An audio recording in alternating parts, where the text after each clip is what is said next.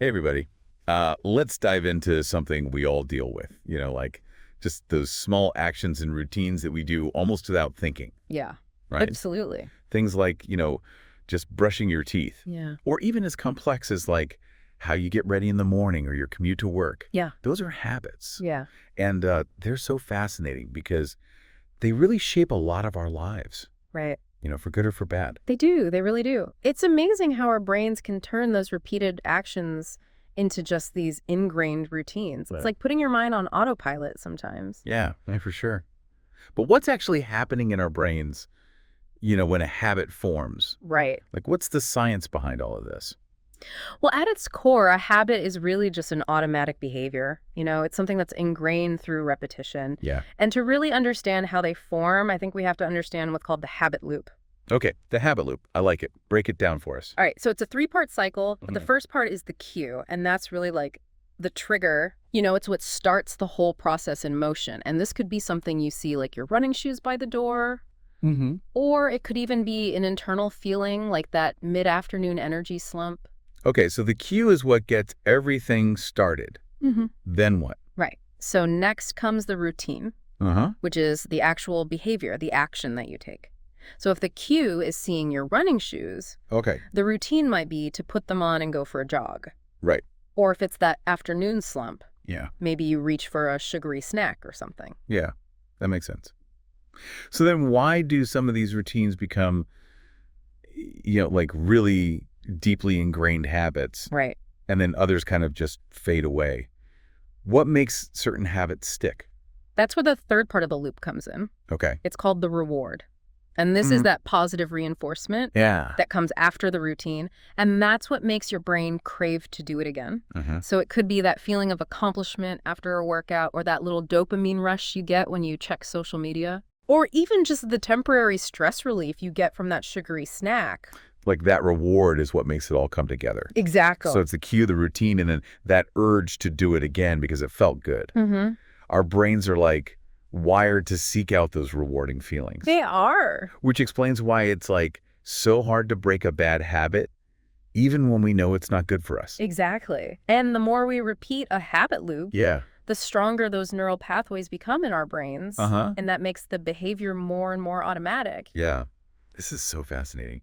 But let's be real for a second. Sure.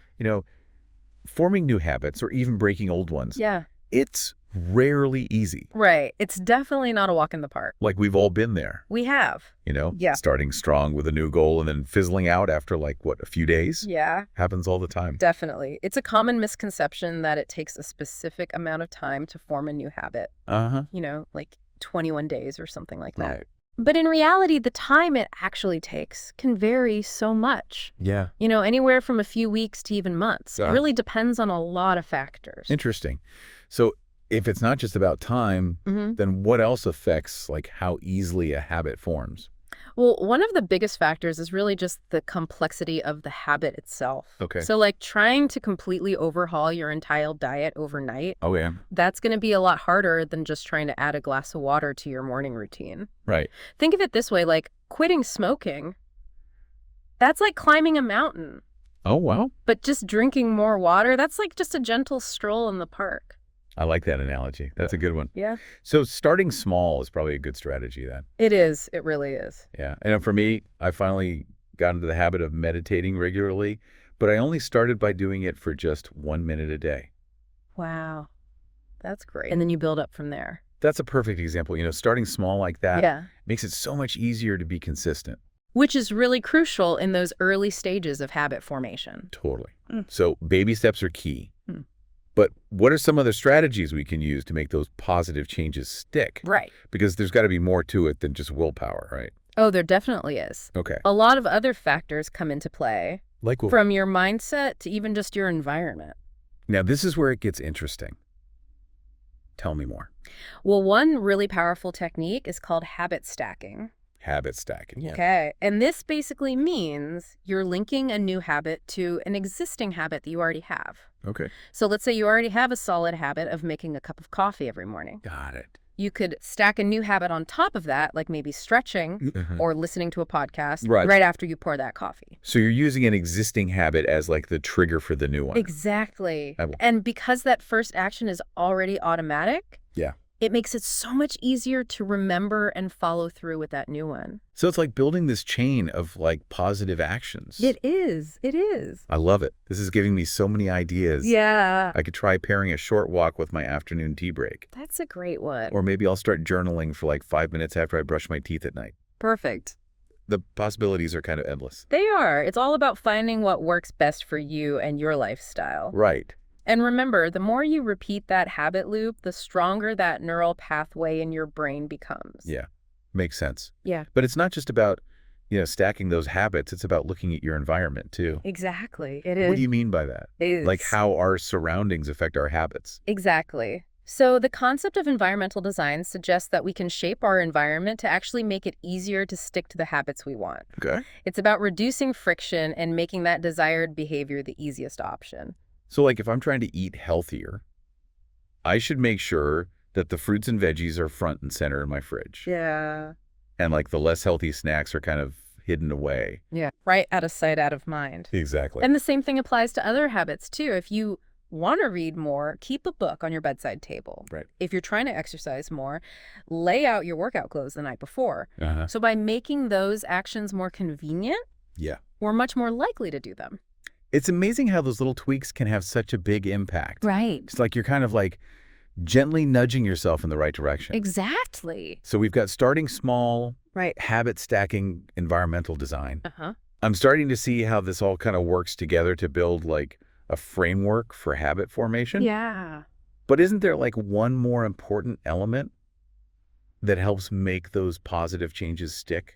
You're thinking of tracking. Yes. Okay. Tracking. Yeah. Whether it's using a journal or an app or even just like marking a calendar, Uh-huh. keeping track of our progress Mm-hmm. can be so motivating. Absolutely. It creates that visual reminder of our commitment Yeah. and the progress that we've made. And it helps us see like, where we're struggling. Exactly. It's like a data-driven approach to self-improvement. I love it. I love all of this. Yeah.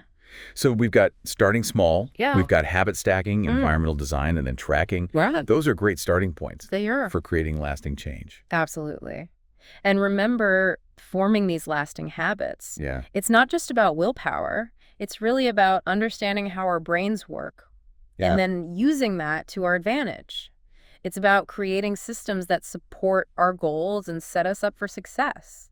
I love that. This This has been so eye-opening. I'm good. feeling a lot more empowered to, take control of my habits and shape my life in a more intentional way. That's great to hear. And remember, you don't have to do this alone. Right. There are so many resources out there, Yeah. from books and other podcasts to even coaches and support groups Yeah. that can provide guidance and encouragement along the way. It's about finding what works for you and embracing that whole journey of self-discovery and growth. Exactly. And as you continue to explore this, fascinating world of habits, remember that it's a lifelong pursuit. Right. There's always more to learn and new habits to try to cultivate and new ways to kind of refine our approach to all this. So keep experimenting, keep learning, and most importantly, keep celebrating those small wins along the way. I love that. We all have that power We do. to create a life that's filled with, purpose and meaning and joy. We do. And we'll be here to support you every step of the way. It's so inspiring to think about like the power we have to shape our own lives